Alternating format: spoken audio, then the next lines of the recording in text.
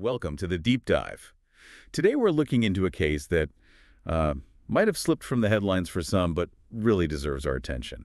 We're focusing on a series we call True Crimes Forgotten. That's right. And this one is particularly harrowing. We're examining the crimes of Paul Dennis Reid Jr., who you might know as the fast food killer. A really intense period in Tennessee history. Yeah, absolutely. For this deep dive, we've pulled together quite a bit online discussions, fragments from forums, but also news reports, legal documents, descriptions from books about the case, even a YouTube transcript. Gives a pretty wide view. Different angles, different details. Our goal here is to walk you through these materials. We want to unpack what happened, try to understand the complex person at the center of it all based on these sources, and look at the impact, the very real, lasting impact. So let's set the scene. This wave of violence, it happened fast. We're talking February to April 1997. The locations: fast food restaurants, mostly in the Nashville and Clarksville areas of Tennessee. It kicked off on February 16th, 1997.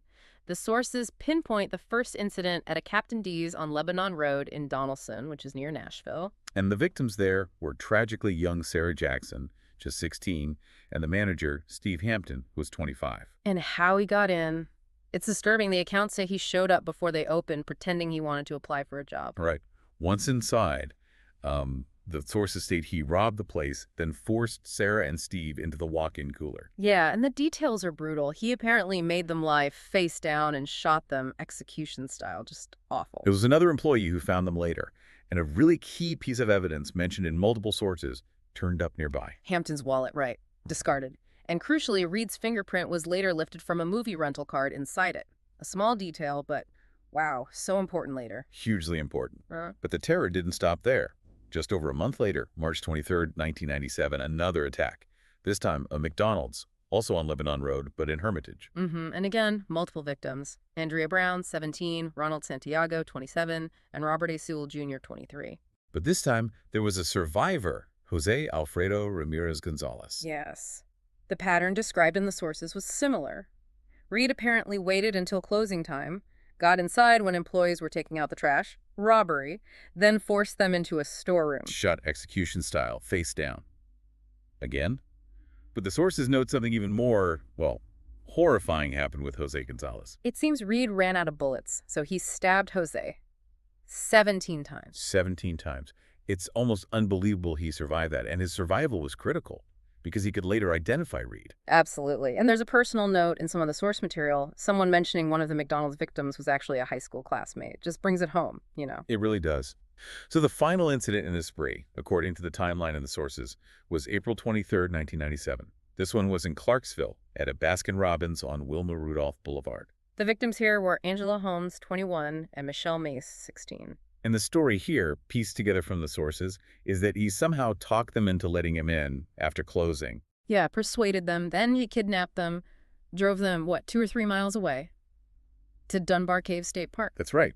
Their bodies were found the next day near the lake. Their throats had been cut. The scene at the Baskin-Robbins. Sources noted things like the empty register, the safe top removed, but the victims' purses were still there. A mop and bucket out, freezer open, like they were in the middle of closing up. And again, a personal connection mentioned in one source. Michelle Mace was apparently the cousin of someone providing their account. So in just over 2 months, 7 people murdered, 1 critically injured, all connected to these fast food locations. The speed and brutality are just staggering when you lay it out like that. It really is. So who was this man, Paul Dennis Reid Jr.?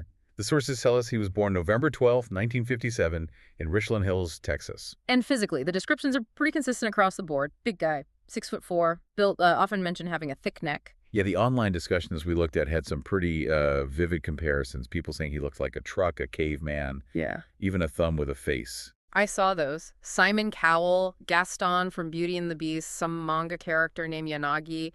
It paints a picture of someone physically imposing, definitely. And his background, according to the sources, it's deeply troubling right from the start. Parents divorced, father was allegedly abusive. He and one sister, Janet, ended up living with the father and a grandmother, who apparently struggled to handle him. Another sister, Linda, lived with the mother. But the things he supposedly did as a very young child. Before he was even 5.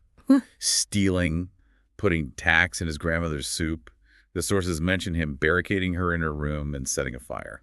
She survived that, reportedly. But yeah, and then there's the account of him beating his grandmother's dog to death with a baseball bat. It's hard Yeah, to read, but it points to something seriously wrong very early on. definitely. And adding to that picture, the sources document multiple significant head injuries throughout his childhood and early life. Yeah, quite a list. Hit by a brick around age 5, fractured his skull in a mini bike crash at 14, then a concussion, lost consciousness in a car accident in 1990. Some sources even bring up a possible congenital brain defect, like a missing part of his left temporal lobe. And a school psychologist noting brain dysfunction way back. This all comes up later, doesn't it? Oh, yeah. It becomes a huge part of the legal arguments about his mental state. His relationships weren't exactly stable either, according to the accounts. Married young, in his early 20s. But his sister apparently warned the wife about him. And the wife eventually divorced him while he was in prison. Later, in 94, a girlfriend described feeling like she was walking on eggshells. There was an incident mentioned where he threw her cat. Just volatile behavior. And his criminal record started young too, didn't it? Yeah. Juvenile stuff by 18, auto theft, forgery, assault. Then an aggravated robbery charge, but he was found incompetent to stand trial initially. Avoided prison that time. But later caught stealing city equipment, convicted of aggravated robbery then. Got 20 years, but only served 7. Paroled. Right, exactly. So he was out. And then you get these stranger details from the sources, this ambition to be a country music star. Stage name, Justin Parks. Reportedly used money from a personal injury settlement for it. Some talk of plastic surgery too, though maybe minor. Sources differ a bit on that. It's kind of bizarre. And then the story about his father's funeral in May 97 after the murders started showing up wearing a Burger King crown, calling himself King Paul. Wow. Wow. Other sources mention seeing him working out, trying to live a normal life. Someone working at a bar near the Captain D's remembered a strange encounter with a big guy near closing. Later thought it might have been him. Putting all these pieces together from the sources, it suggests someone maybe not exceptionally bright, but definitely craving attention, fame. Yeah, some sources, like correctional officers, apparently noted he seemed to enjoy the media coverage, got depressed when it faded, wanted fame for music, got infamy for murder instead. It seems like a key insight, that drive for attention. So after the murders, the investigation ramps up. But the break, the thing that really led to his capture, came a couple of months later. Right. June 25th, 1997. This is crucial.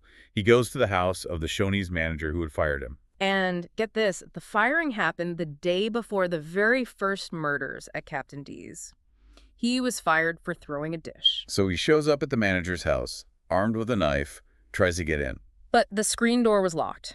Pure luck, maybe. And even luckier, the manager's son happened to be recording a home video right then and caught the whole thing on tape. That footage got released to the media, didn't it? It did, and that was it. People recognized him. Nashville police picked him up shortly after. So that failed attempt, caught on video, was the key.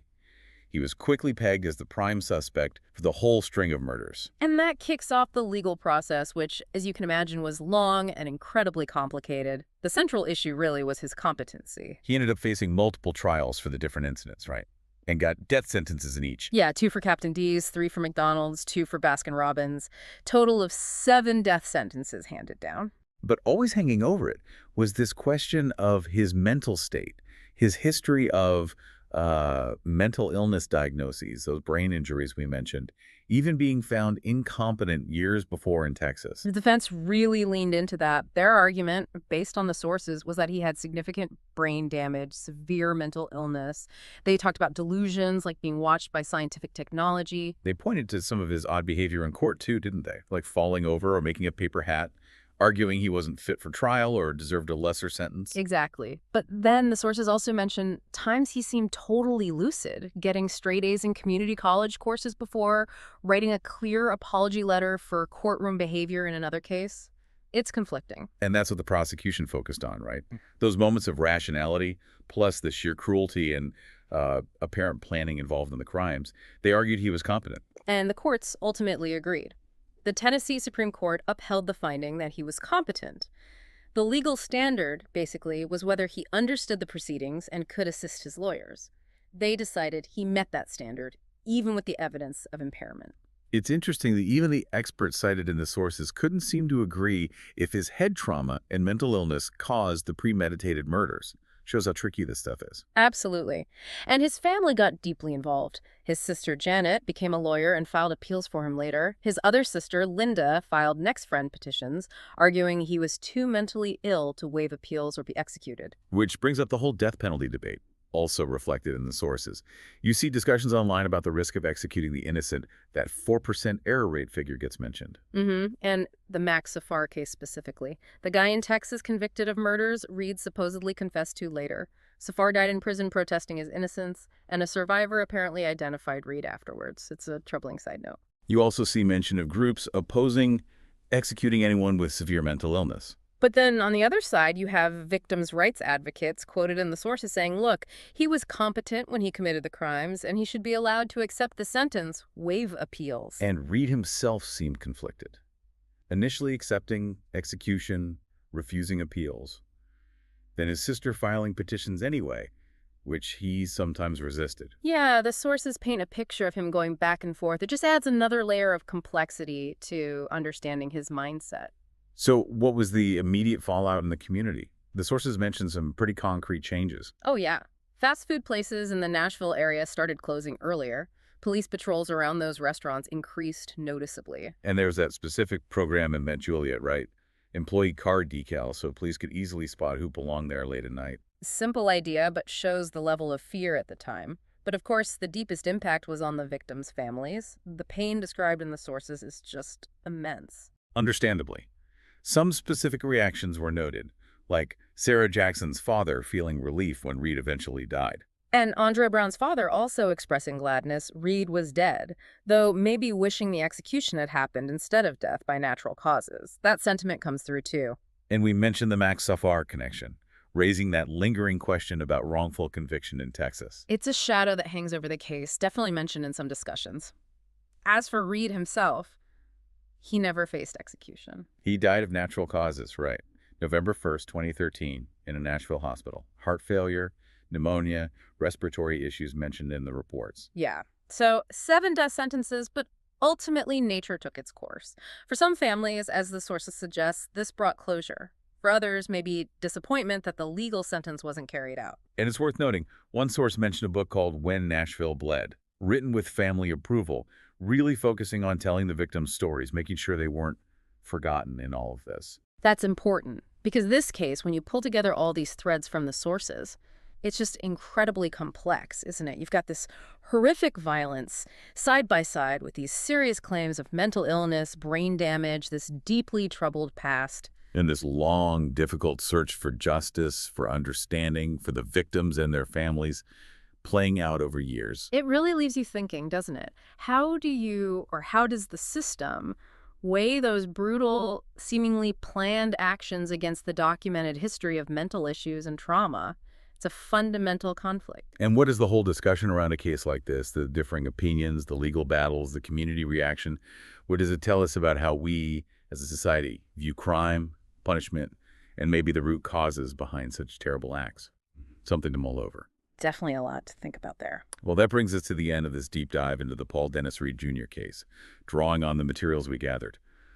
Thanks for joining us on this exploration into a crime that, while perhaps faded for some, had such a devastating impact. We really hope you found this deep dive valuable. If you did, maybe give us a thumbs up or leave a review where you listen. It helps others find the show. And please do subscribe to the deep dive so you don't miss our future looks into these complex and often forgotten stories. Thanks for listening.